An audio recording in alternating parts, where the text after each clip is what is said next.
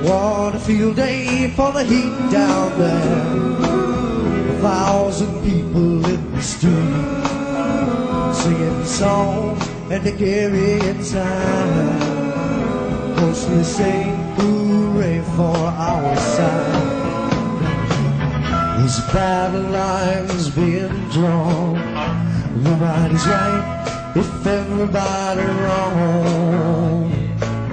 When people speak in their mind, getting so much resistance from behind. We got to stop the children, what's that sound? Everybody look, it's going down.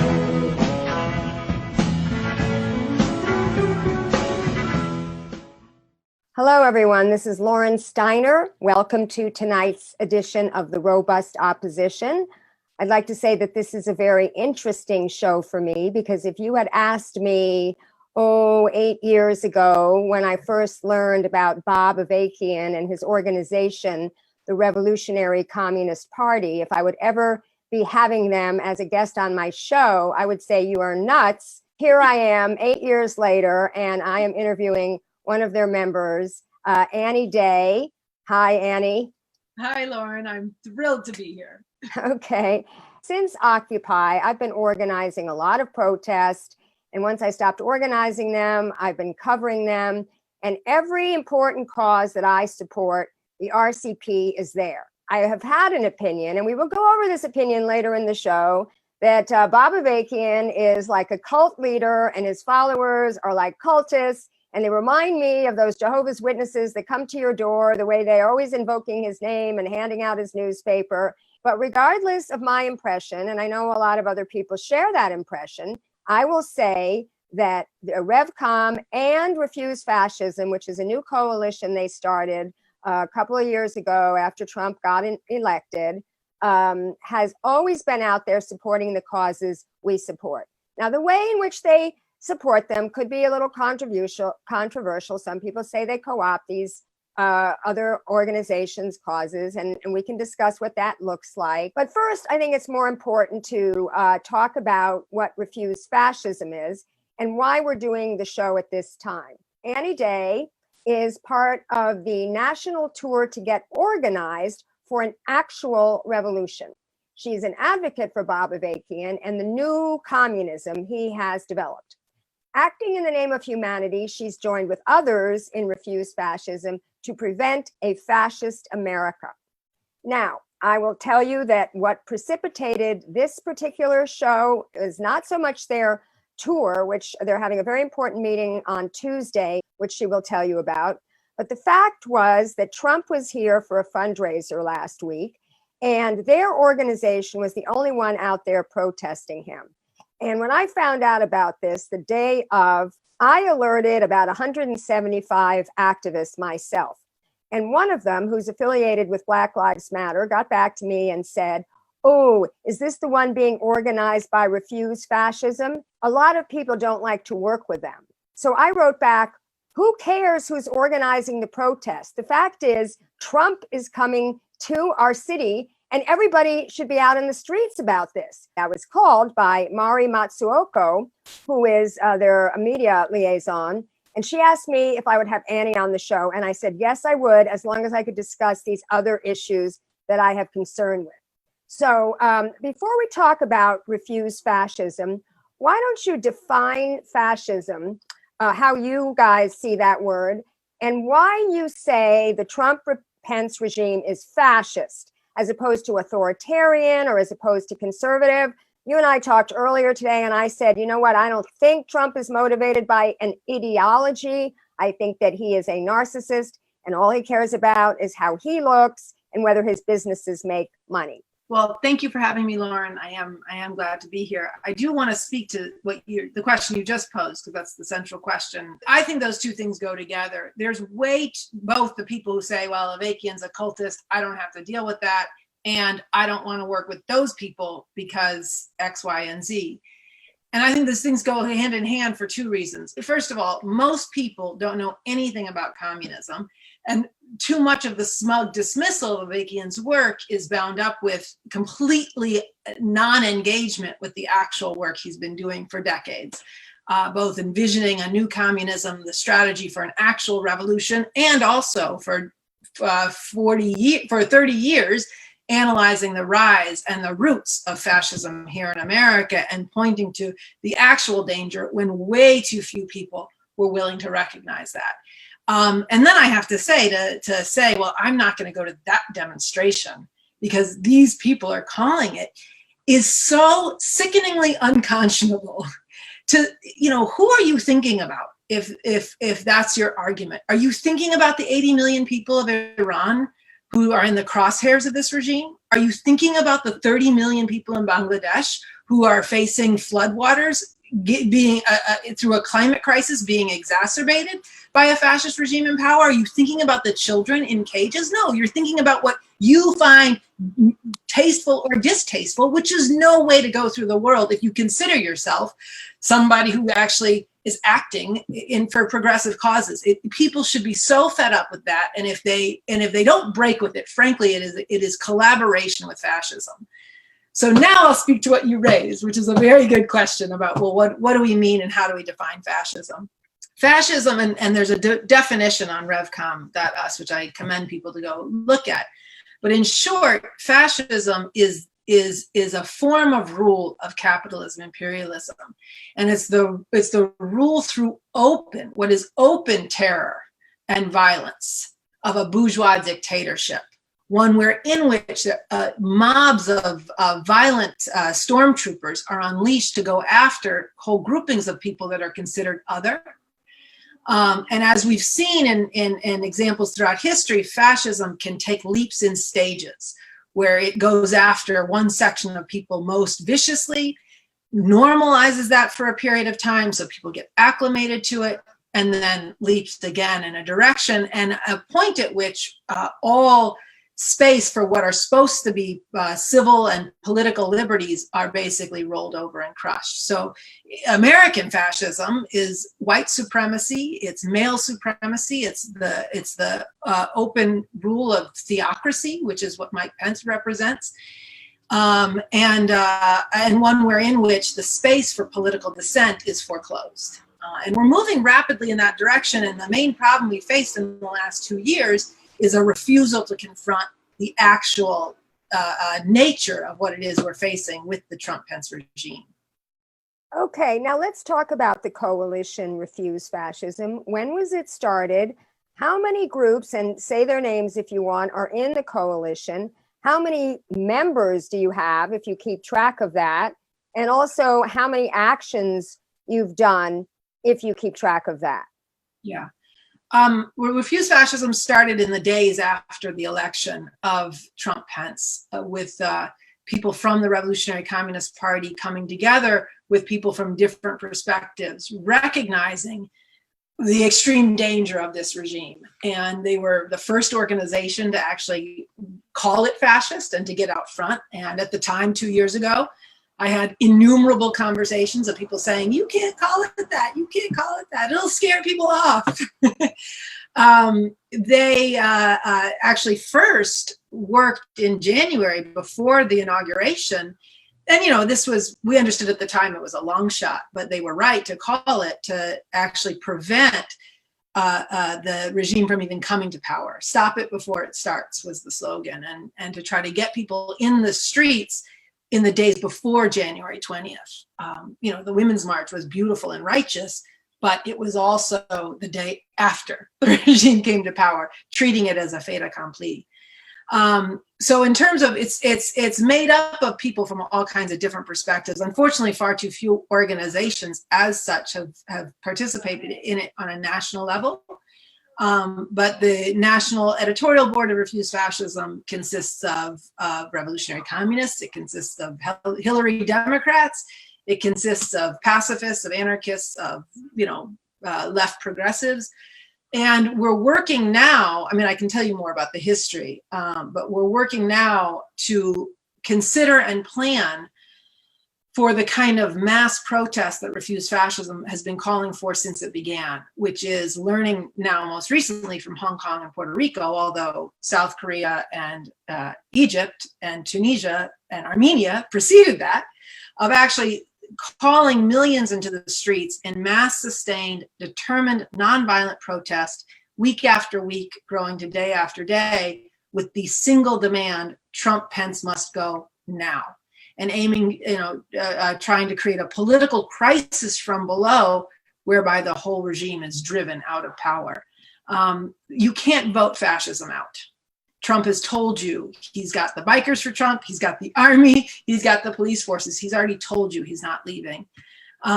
So what is required, the only way to stop this is through that mass kind of protest. And anybody and everybody who hates what's happening should be part of this. Actually, the town hall on Tuesday, just to clarify, Lauren, is at Echo Park United Methodist Church. And it's a town hall on why this is fascism and why millions have to get in the streets to drive it from power. It's at 6:30 p.m. and the speakers include Andy Z, who's a co-initiator of Refuse Fascism, along with Stephen Rohde, who's the chair of Interfaith Communities United for Justice and Peace, Alan Meyerson, who's a film and television director, and Reverend Frank Wolf, who's the pastor, the lead pastor at Echo Park United Methodist Church. And people should come together and both hear the discussion and also be part of the discussion about what it is we're really facing and what's required. Well, I think it sounds like a very good panel. I mean, Stephen Rohde, we all know from former board chair of the ACLU. Right. He's very well respected, and I see what you're trying to do. You're trying to breach some of these divides that we have in our movements. And that actually is one of the critiques that I want to get into. So I want to get into some of these criticisms of Refuse Fascism and the objections to organizing with you, some of which I have observed firsthand, as I told you earlier.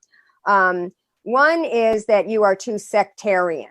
And I've observed this with socialists in general. You know, the Socialist Workers' Party calls out the socialist alternative, and then they call out the, Democratic Socialists of America. They say they're just an organ of the Democratic Party. And then you have people being labeled Trotskyites and others being labeled Stalinists. And I've just never delved into that whole thing because I am not now, or I have never been a member of the Communist Party. I'm telling this to the NSA, who's probably monitoring all my communications. The biggest thing I did was leave the Democratic Party in 2017 out of protest for how they treated Bernie Sanders. And I do, give money to the Democratic Socialists of America. But I don't get into these internecine fights.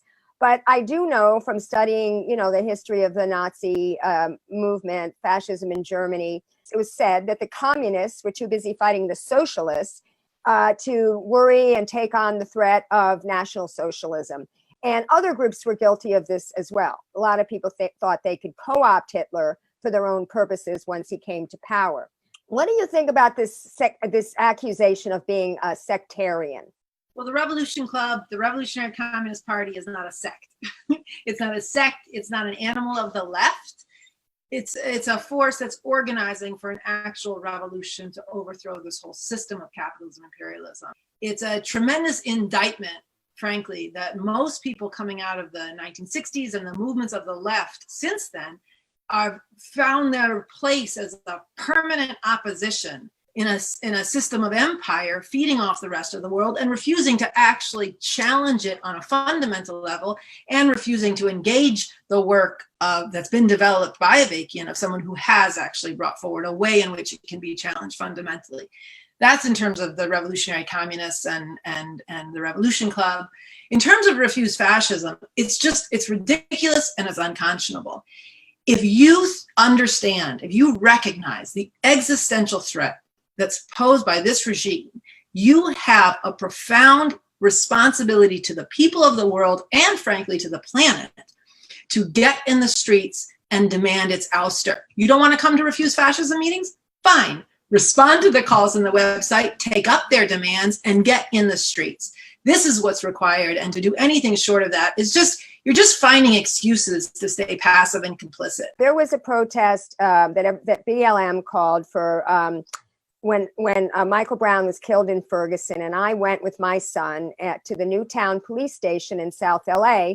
And afterwards, there was a march through the streets, and I didn't go to that march, but I went home and watched it on the live stream, my friend Patty Beers was the live streamer of the Occupy movement, so I watched her stream. And I saw her and Alyssa, who was there in solidarity with BLM, get into it with a young redheaded woman by the name of Lucha, who's a friend of yours and a very active member of your organization, who was on the megaphone. And as I told you earlier, I don't remember if she was talking about RCP or she was just talking about the issue of police murdering, you know, Black young men.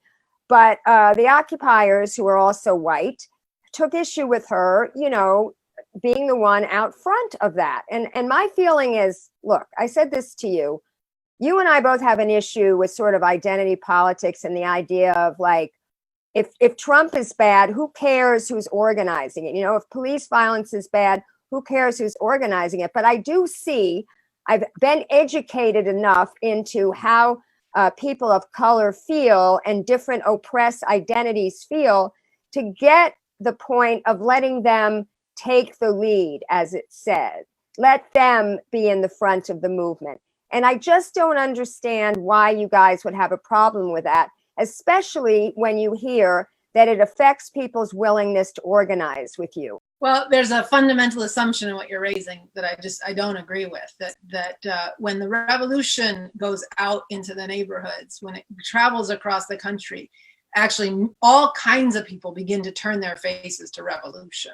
So the idea that, look, there's a narrow section of people on the narrow left who say, I don't want to work with those people, which I'll say something about in a second, but that's actually does not characterize the broad response when we go out into society. That said, what we're arguing is very challenging to people because, look, this is a contradiction that the leader of the revolution, Bob Avakian, speaks to in a recent speech, which I'll tell you about shortly. But he says, we have a big problem we face, that millions of people don't like the way the world is, but they have their heads up their asses. And that's a problem we actually have to solve. So this is where the title, one of the themes of the National Revolution Tour is actually the slogan, you think you're woke, but you're sleepwalking through a nightmare. This system can't be reformed, it must be overthrown. And all of this smug wokeness of people who sort of, oh yeah, I know, I'm good, I'm down, but are actually still sitting passive with their heads in social media, worried predominantly and principally about me, instead of thinking about humanity. All of that is stuff we have to challenge. And what I would say about your reference to the protest against the murder of Black and brown people by police, I'm going to follow the person who actually understands what's the problem and what's the way out. And I don't care what nationality they are. I'm not going to follow somebody who says the problem is corrupt police. I'm not going to follow somebody who says all we need to do is get body cameras on police. That's going to lead people right back. I'm not going to follow somebody who says vote for X, Y, or Z politician. Because why? Because all of that is just a different way of reforming the same system and keeping the same forms of oppression intact. The thing about co-opting demonstrations, I said this to you earlier, is what you want to do own oppression, or are you trying to get rid of it? The idea that you want to just perennially keep going to protests against murder by police is just admit that you've resigned to the way the world is, and all you're going to do is be a critic within the same setup. So I want to push back on something you said first in your list of things. You said you're going to follow the person who has the understanding of why things are the way they are. I want you to see how that might sound elitist to somebody. That somebody doesn't have an academic education or hasn't studied Bob Avakian, but somebody who has actually been shot by the police, or somebody who has lost a family member to the police, you're telling somebody who's following not to listen to that person who's actually had that lived experience, because they don't understand the ideology behind, capitalism versus communism and yada, yada, yada. I mean, just listen to yourself when you say something like that. I am listening to myself, and I think it's true. And I think if you look at, and again, this is an important thing to discuss, especially now, because the same kind of relativism that's rife in the so-called progressive movements is actually helping to aid and abet the relativism of Donald Trump. which ends up saying, I say so because I have the might. And you can see actually similarities if you look at his approach to understanding truth. So I'll come back to that. But look, can you learn a lot from people who have direct lived experience? Absolutely. You can learn a great deal. And I'm always learning, and we're always learning from people all the time. But just because somebody experiences something doesn't mean they understand its source or its solution. And if you go to a doctor, if you've got a serious illness and you go to a doctor, the doctor better listen to you describe the symptoms. It would be malpractice. It would be a bad method if he didn't hear you. But if that's the same as saying, well, because I understand my symptoms, I understand both what the disease is and what it's going to take to cure it, you would leave that doctor immediately. The question is, there actually is a way to understand the source of the problem in the system of capitalism and imperialism. And it's been developed by somebody, not in academia, but it's been developed by someone who's given his life to struggling to understand that problem, how it's changed and developed, and has gone to work ferociously to actually point the way out for people. Now, the question is not, am I going to follow that person or not? The question is, do you want to understand the problem and do you want to understand the way out? I'm sorry, but I would say what you want to do is do what you said, which is overthrow the Trump Pence regime, right? And there's different ways to do that. You can impeach him, you can unelect him, you could indict him on criminal charges. Everybody's looking into all these different ways. You're talking about what you're talking about, and we'll get into that later, what you want people to do, go out in the streets. But the fact of the matter is, I studied organizing with Marshall Gans, who I talked to you a little bit before about, and he was behind Obama. Obama had, up until Bernie Sanders, the largest grassroots army in the history of politics. They got him elected. Turns out to be bullshit with his hope and change. We all know that. But what they did was personal narrative, the story of self, the story of us, and the story of now. People make decisions not based on reason, which they get from facts and statistics and theories and explanations. They make decisions based on emotions, which they get from stories, which is why you see with any movements, people come and they tell their stories. It's why even when Cornel West, who is as academic as they come, and talked with, had a debate with Bob Avakian, which I want to watch. Even he brings when he's invited into these communities, he brings a young person up on the stage and has them tell their story.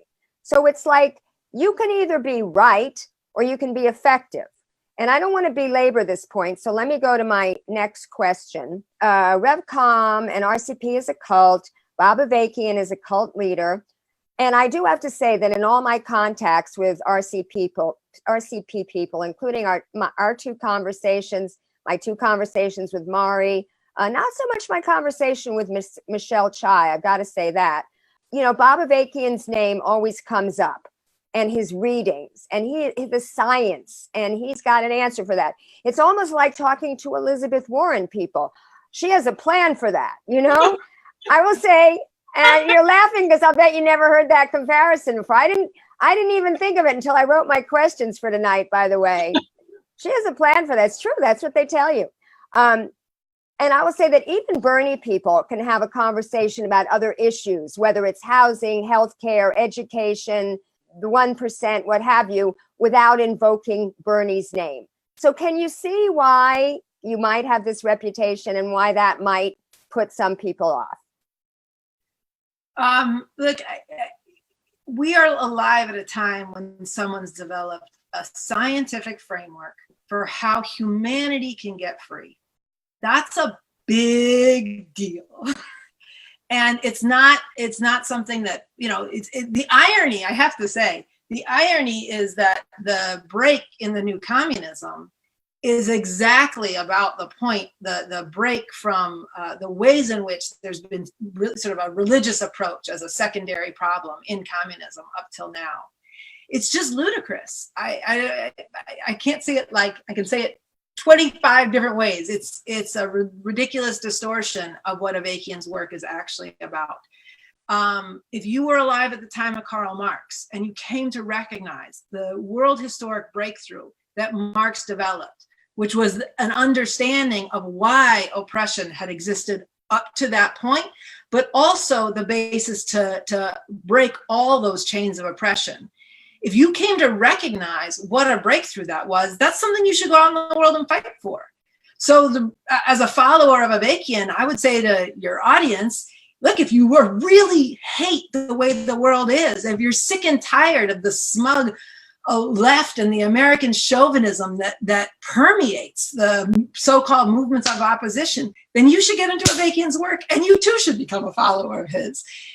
There's nothing religious about that. I think there is, part of what I think we're dealing with is there's been an ideological revenge against communism for decades. The idea that like recognizing the breakthroughs of somebody's work is sort of offensive or nervous making has a lot to do with people broadly, again, not across the board, but broadly in the middle strata, whose response is generally, what about me? What about my contributions? Or the idea, well, I don't want to be led, and not recognizing sufficiently the degree to which you're being led now. And I'll say for people who, and again, I'm not trying to say this is all across the board all the time, but when you go out to the masses of oppressed, who are much more frontally up against the armed force of the state, when you start talking about revolution, people want to know who's your leadership. They want to know if it's serious or not. And if you're serious about changing the world, there's no one whose work matters more. And this is just true. There's no one whose work matters more than the work of Avakian's. Does he have all the answers? Absolutely not. He's the first person to say that. But in terms of a scientific framework to actually understand the world as it really is, a world historic breakthrough in understanding the strategic approach to making a revolution, and a re-envisioning of a socialist transition to communism, where people could not, we were talking about this earlier, where you could actually make a revolution and struggle to meet the needs of people here and around the world ultimately, without turning out the lights on that society, without crushing the space for dissent and inquiry and creativity. This is a big deal, and it's a big contradiction that he's going to work on. This is a constitution for a new socialist republic in North America, which people should check out on revcom.us. This is a very concrete plan for how society could be organized on a whole different foundation. And the bridge to this is an actual revolution, which there's a strategic approach for, and people should check that out as well on revcom.us. But I just, the thing I find, just to be really honest, so completely maddening is none of these critiques that you've raised are anything about the content of the work. I may or may not read it. I like to start with the video, so I'm going to start with the Cornel West thing, and then I'll see what I think of this guy. But let's talk about the two steps that you're talking about. First, what you want people to do in the fall, and then the ultimate solution, which is the overthrow of capitalism. So we couldn't even get more than 20 people out into the streets for this Trump protest. Yeah. And it wasn't just the fact that you guys were organizing it. Actually, there were the MAGA people. Of course, they show up all the time. So there was like 20 of you and 20 of them. But people told me, oh, it's too late. I'm working. It's too far. There's too much traffic. It's not going to do any good. You're talking about getting people out for a mass call, which you guys called for 2 years ago, which was kind of a bust. Can't get people out then. Of course, things are 2 years further along. People can see more what Trump's done, and Trump and Pence and the whole regime. You couldn't get people out to this protest in Beverly Hills. So why do you think that is? That is a question we've been putting to people when we go out in different neighborhoods and community college campuses. Why, with everything that's happening with this regime, are people still sitting on their asses doing nothing? And it's a question I would say to your listeners, your viewers, write in your thoughts on that. We actually have to understand that more. We have to take responsibility to change it. But I would say some of what we've come to understand is a number of things in terms of what are the obstacles to people acting in the ways that history demands. And look, one, there's a tremendous amount of individualism in our society. People say to us, well, I know it's wrong, but it's not happening to me.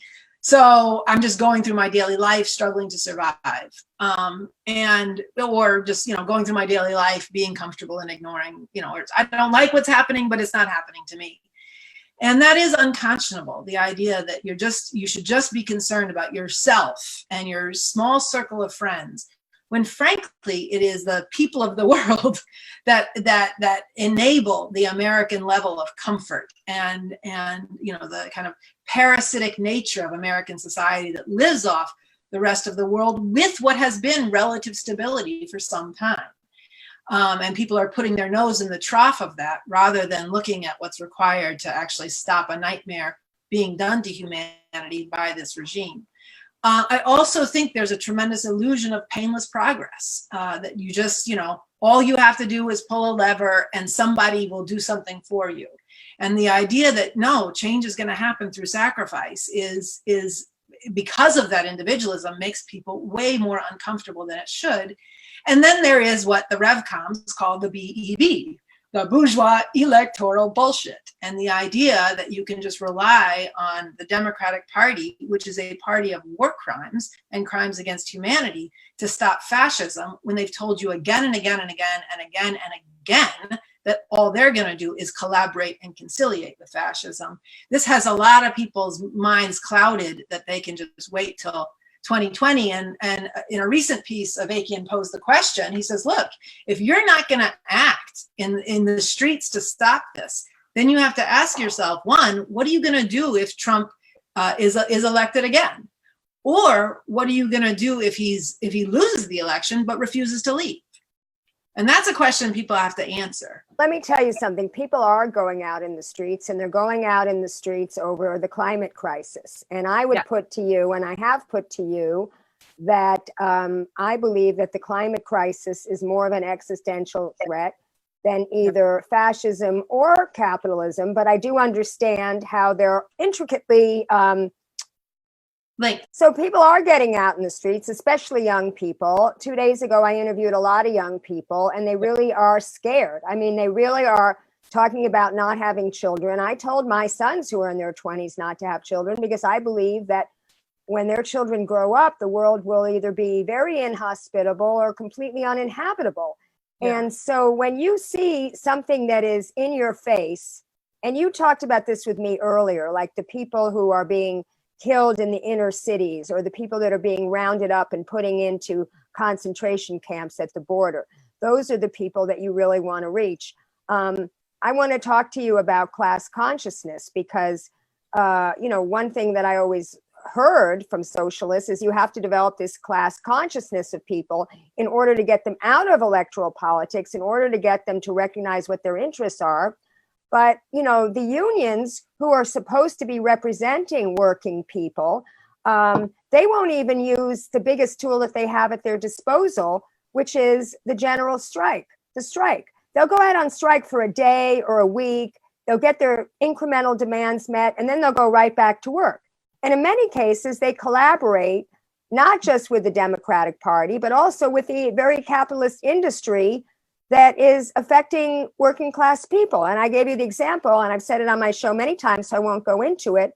LA County Federation of Labor busing in 500 workers to speak against the fracking ban in Carson, California in 2013, where the Occidental Petroleum was going to build 200 new wells in a low-income working class community of color, that already was inundated with toxic projects. And also the other example of Scott Walker.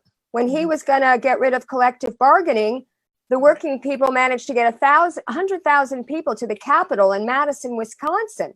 And then what did they do? Instead of going around educating the rest of the people who weren't in unions why unions are important, they put all their time, energy, and money into an election to elect Tom Barrett to take on Scott Walker. And they couldn't even recall Scott Walker. And 30% of the people who voted against the recall were union members. So you had an answer to that when we talked earlier. Why don't you tell my viewers what that was? You're right to say there was something very new and very fresh on the scene 2 days ago. And it's a big deal. And, if you listen to the sentiments and the the certitude of these young, the high school and college age youth, it was very inspiring and it was significant. And I think one of the things we have to recognize is, yes, that capitalism, imperialism is what's destroying the planet. And it's a straitjacket to being able even to put ourselves to being able to fight to save the planet and species. Look, there's no guarantees of any of this. But in terms of even whether we have an actual fighting chance, I would say even more immediate is the fact that the Trump Pence regime is pouring gasoline on an already burning planet. And there's no struggle for a better world, whether it be preventing climate catastrophe, whether it be human emancipation, or whatever people want to see that's positive. There's no way that's going to be brought about if it doesn't go through the struggle to prevent the consolidation of fascism. There will be no space for those kids to get in the streets if this regime has its way, and attacking the press, attacking the rule of law, foreclosing the space for dissent and protest. It is an illusion to think we can just continue with our separate movements as they are without recognizing that the context we're acting in has changed. And fascism has been building up for decades in this country. And this is something Avakian recognized the dangers of 30 years ago. And I know this is not, you're asking a different question, but I do just want to say there is a speech I really, really, really want to encourage your viewers to watch online. See, you can watch a video, Lauren. It's called "The Trump Pence Regime Must Go. In the name of humanity, we refuse to accept a fascist America. A better world is possible."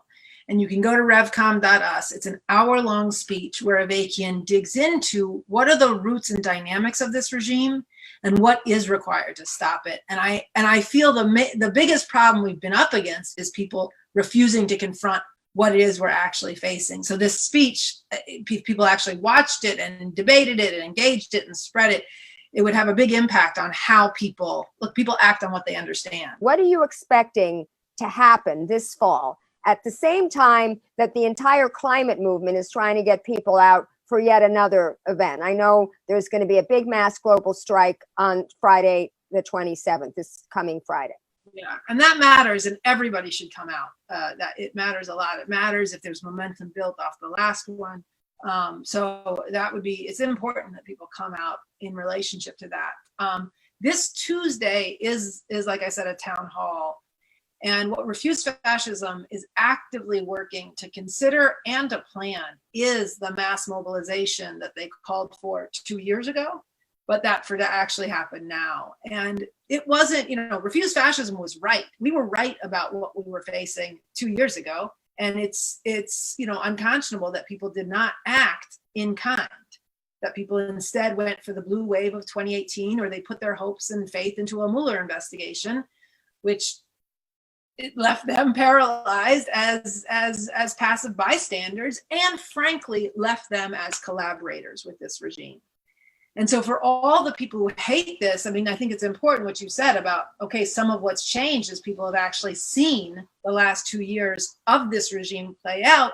They've also seen what waiting for and relying on the Democrats will bring them.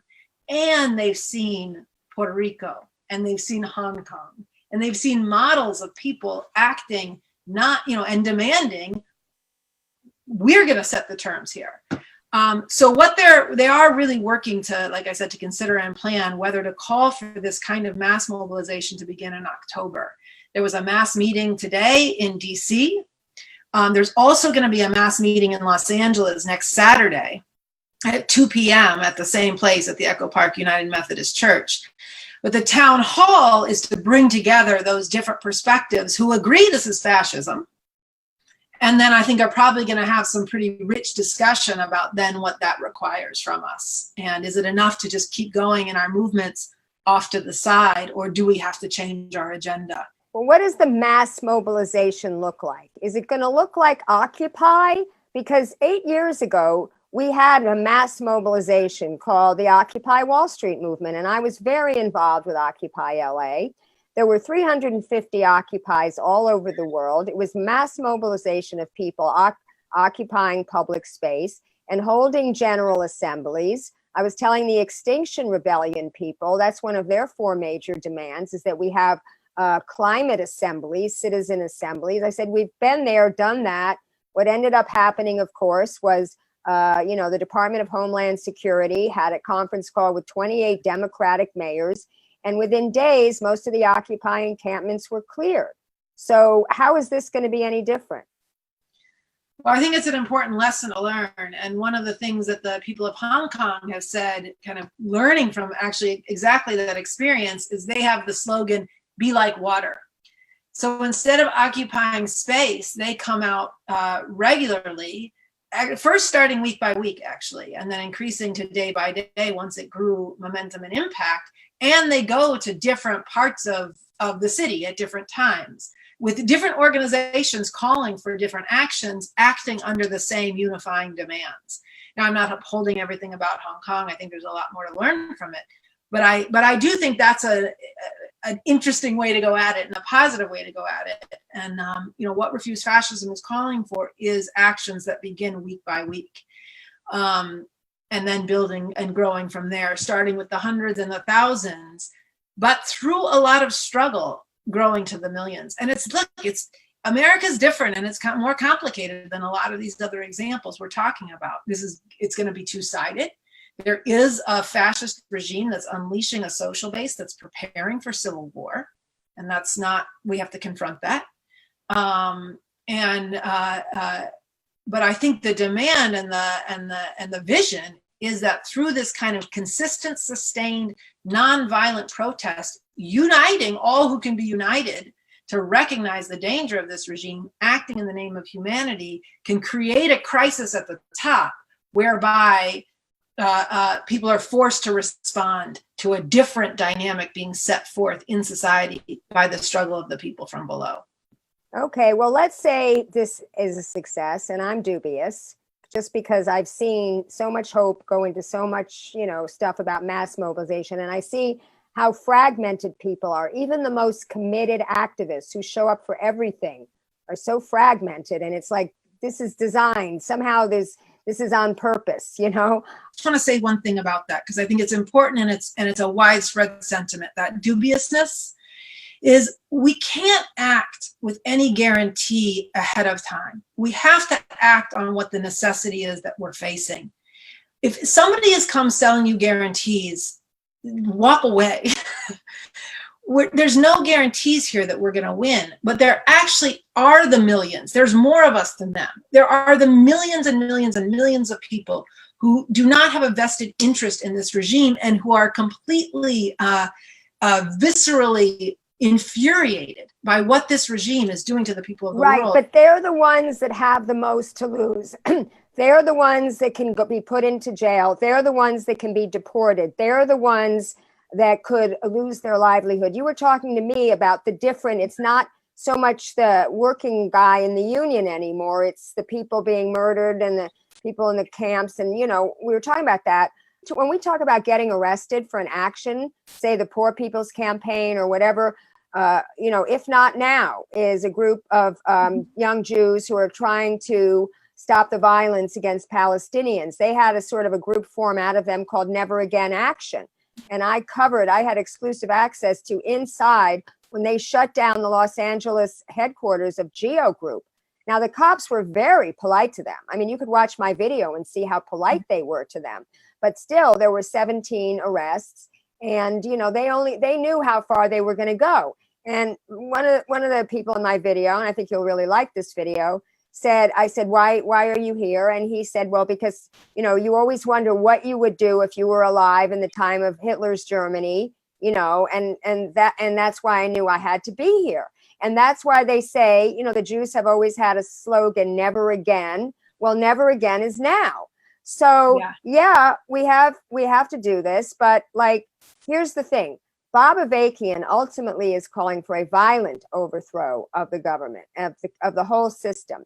When I was in Occupy, I read Erica Chenoweth's book. It was very dry. She's a political scientist, and it was studies of revolutions and which ones succeeded and which ones failed. And the overwhelming vast majority, over 70% of the revolutions that succeeded, were nonviolent, probably twice as many as the violent revolution. So whether you're going by that or whether you're just using your common sense to say, how do you suppose you're going to violently overthrow the most powerful government with the most sophisticated weapons? It just kind of strains credulity. Well, here's my challenge. And what I would pose back is, when you look at the actual deep going contradictions and crimes of this system, the deep-seated white supremacy, the male supremacy, the wars for empire, yes, the destruction of our planet, and also, the militarization of the border and attacks on immigrants, those are not reformable under this system.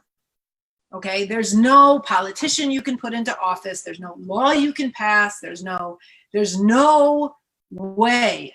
And I would put a challenge to your viewers: if anyone wants to argue that any one of those or all of them can be stopped under this system, we're happy to hear that argument and to actually have discussion about it, because the facts, because anything less, to argue for anything less than revolution, that actually defies credulity when you're looking at the immense suffering in the world and the source of that suffering in the system of capitalism, imperialism. So Bob Avakian poses the challenge back to people. He says, look, we have two choices. We either live with all of this, everything I described, we either live with all this and we condemn future generations to more of the same or worse, if they have a future at all, or we make revolution. Okay, those are our two choices. Now, if people want to say, well, I don't want to confront that, I don't want to make those sacrifices, then just admit, then you're going to find your way within what is. You're going to live with all this. But if you come to recognize that there's actually nothing less than revolution that's going to deal with the system that we're facing and the unnecessary nightmares and the enforced suffering that this system perpetrates, then you have to go to work on what kind of, on whether and how revolution is possible. And that's the work Avakian has done. And there is a strategy for an actual revolution. Yes, even in this imperialist beast, with which you're completely right, is a tremendously powerful military force. Revolution is hard, but it is actually the only way out. And I want to say the revolution is the bridge to a world where actually people could uproot all the exploitative divisions and antagonisms that are enforced by this system. You actually could organize society in a whole different way, but not without making that revolution. And I would encourage people, two things. There's a pamphlet called How We Can Win, How We Can There's a pamphlet called How We Can Win, How We Can Really Make Revolution. And people can look at that at revcom.us. The second thing is there's a film from last summer, a talk that Avakian gave, where he expanded on the strategy that's in that pamphlet. And the film is called Why We Need an Actual Revolution and How We Can Really Make Revolution. And it's a little over 2 hours, and you can watch it on YouTube or you can watch it at Revcom. And it's a substantive, the first hour is on my first point, why nothing short of revolution is gonna here, I'm gonna show you my shirt. Why revolution, nothing less is what's needed. The second hour is on what's the military strategy for revolution in a future situation that we're working towards. And then how do we work towards that today? You have been working for this for the last 23 years. You've told me you've never voted. And we've not come any further along towards this goal of revolution. So even if I stipulate that I agree with you, which I do agree with you, that ultimately that's what we need, I personally don't think it's going to happen. And quite frankly, I don't like to poo-poo people that are working. We have this debate between revolution and reform.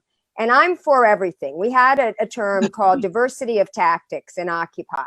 And I think that everybody should try to do change in a way that they feel comfortable.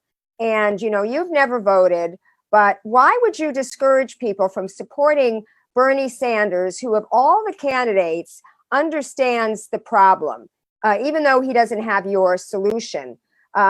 He believes that the people that you are fighting for, that we are all fighting for, materially will be better off should he become president.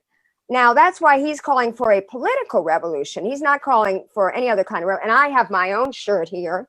Yeah, which is from the 2016 campaign that I got on Etsy or one of those other capitalist things. But it was the petty bourgeois. It was the artisans that have their own, internet site. That's accurate class analysis, Lauren. Yes, I know. I studied Marx. Anyway, so he understands that we need this political revolution, and that people, if he's elected, okay, now it's not the be all and end all that we ultimately want. It's not going to end capitalism. He's a democratic socialist. Actually, he's a social democrat. He's not even really terming himself right, because social democrats really want to nationalize a lot of industries, and he doesn't. He wants to regulate them very highly. I'm going to be doing a show basically on Elizabeth Warren versus Bernie Sanders. One person's going to argue that she's progressive. Another person's going to argue that she's a neoliberal capitalist. I do think that neoliberal capitalism is capitalism on steroids, and actually a lot worse than what we had between World War II and 1980 with the New Deal. And Roosevelt, everybody knows Roosevelt saved capitalism because he put in a lot of public programs, which Bernie just wants to get us back to, quite frankly. And people are dying for not having health insurance. People are cutting their insulin in half. They're cutting their pills in half. And if he were to become president and he were going to use his political revolution, which means, he's got 1 million people who have volunteered for his campaign. He just had 1 million donors, which is historical in presidential politics. If he gets all these people to pressure their Congress, because he knows his slogan is not me, us. He knows that it can't just be he becomes the president and gets things to happen, because unlike, Trump, who's just ignoring subpoenas, who's ignoring the Constitution, who's ignoring laws and operating in this authoritarian fascist manner, Bernie, would not do that. So his plan is how to get, his supporters to pressure their congresspeople to vote for these reforms, which will make people's lives materially better. So I just wonder if on our way to the revolution, you could maybe see a little space for people who want to work on this campaign. Yes, no? Okay, so I'm going to say 3 things about this, and I'm going to try to be brief. The question is, who are the people that Bernie is trying to help and benefit? What's the framework there? When you're talking about, kind of national programs, look, the wealth that Bernie is talking about redistributing more fairly is the wealth that comes from the coltan mines in the Congo. It's the wealth that comes from the iPhone sweatshops in China. It's the wealth that comes from the silver mining all throughout Mexico. This is all it is. Actually, there's a joke we have on RevCom that we said, Bernie Sanders' favorite Bob Dylan lyric is, "You looted and plundered on foreign shores. How come my share is not equal to yours?" So that's the first and foremost problem that we face with Bernie Sanders. It's just keeping the system the same and demanding a better share for Americans. And that's very bound up with the second thing I want to speak to, which is that actually one of the big obstacles we face in people confronting this regime is that kind of American chauvinism. Avakian says that American lives are not more important than other people's lives. America is not, and it never has been, a force for good in the world. And yes, fascism can happen here. Yes, in the land of freedom and democracy, which actually is a land of slavery and genocide and imperial wars since its very beginning. So that kind of American chauvinism is part of what people have to break, yes, to fight for a whole better world, but also to even just recognize the immense dangers we're facing with fascism, which Bernie has conciliated and collaborated with at every point. I said this earlier, in the Democratic debate, you never heard any of those candidates, including Bernie, use the F word, fascism. Why? Because the Democrats are more concerned, including Bernie, is more concerned about unleashing the masses of people, which could get out of their control and lead to potential instability and a head-to-head with the fascists. They're more concerned about unleashing that than they are about preserving the order of their system, a system which is rapidly being pushed along the road to fascism. Everybody and anybody has a responsibility right now to come together in the streets to prevent the consolidation of fascism. They are gutting the rule of law. They are attacking Muslims. They are attacking potentially gutting the right to abortion, rounding up immigrants. This has direction and momentum, and it's not a pendulum swing. So whatever world you want to see, let's have that struggle with each other in the streets while we're uniting broadly in the name of humanity to confront and prevent a fascist America. Talk about the UCLA students who were arrested for protesting Steve Mnuchin and the Freeway 9. What's happening? Yeah. Tell us about those protests and what the status is and what you want people to do about it, if anything. 2 years ago, 9 people got on the downtown 101 freeway in morning LA rush hour traffic to sound the alarm about the actual dangers of fascism. They had a big 50-foot banner, Trump Pence must go. For sounding the alarm, to call people into the streets to act to prevent fascist consolidation, they've been spied on, they've been harassed, spied on by the LAPD. They've been harassed, and now they've been dragged into court repeatedly, criminalized, not just by, yes, kind of the fascists in general and what's happening in this regime, but by the Democratic city attorney, Mike Foyer, who's refusing to drop the charges even after there was already a trial of some of these defendants, which ended in a mistrial because 9 jurors recognized that protesting fascism is not a crime. So those trials are pending. They're going to go back into court probably end of October. The UCLA 5, now 4, because one of the person's charges got dropped, are 4 heroic revolutionaries, young people who disrupted Steve Mnuchin when he came to speak at UCLA in February of 2018. And they told the truth that he's part of a regime that's hell-bent on consolidating fascism and perpetrating the politics of cruelty, which we're seeing with the sanctions on Iran right now, and much more. So their trial is starting this week. My friend Matteo just got out of... That's right. Yeah, he was in there for 3 weeks, and this is really scary. He was accused of mouthing the words, "I'm going to kill you," to a cop. How they could see that, 10 yards away is beyond me.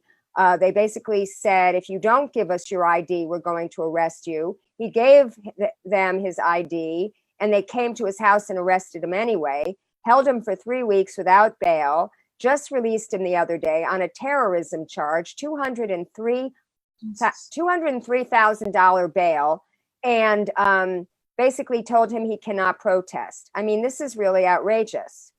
See, these are the kinds of things that are the canary in the mine about what is actually being promised here. And it's happening in the corners, and it's mainly happening where people don't know about this. So that's an important case to project and to tell people about, and it tells you the direction of things more fully. And he's legitimizing a whole surveillance operation that the LAPD did against Refuse Fascism 2 years ago, and we don't know the extent of it, actually. Yeah. And that's been written about in the LA Times. People can go to refusefascism.org. So you can call Mike Fewer, 213-978-8100. And people should pack the courtroom this week. Follow us on social media. It's RevClub_LA or Refuse Fascism LA. And we'll be updating people about the court cases as it develops. Well, we've got to leave it there. I want to thank you so much for being on the show. And I hope you feel that I was respectful to you in the way that I asked these questions that I have had and other people have had over the years about your organization. Well, I appreciate the discussion, Lauren. I look forward to seeing you on Tuesday at the town hall. Everyone and anybody who hates what's happening should be in the house, the Echo Park United Methodist Church, right by Sunset in Alvarado. And I hope you'll have us on again. Okay, thank you very much, Annie. And I want to just tell my viewers that my next show, I'm not sure exactly when it's going to be, but I am going to try to do that show that I mentioned about Elizabeth Warren and Bernie. It's very concerning that she is being portrayed as a progressive, and she may have done some progressive things and have some progressive plans, but the fact is that she is still going to take corporate money in the general election. She has pledged to the DNC, although Bernie did this also, I was very disappointed, that she would not organize outside of the Democratic Party. They're just so afraid, you know, when Obama organized his Organizing for America, I don't even know why they were afraid of it, because he didn't even utilize it. He pretty much disbanded it after he got elected, because he was really a pretend populist. He was a neoliberal corporatist, and he didn't really care about fulfilling any of his campaign promises. So what did he need the people for?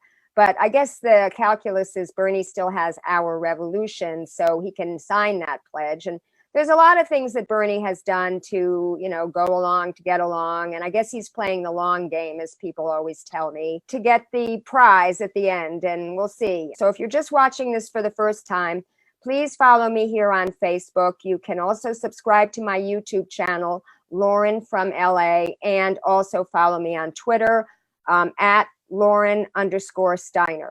So until I see you next, keep fighting.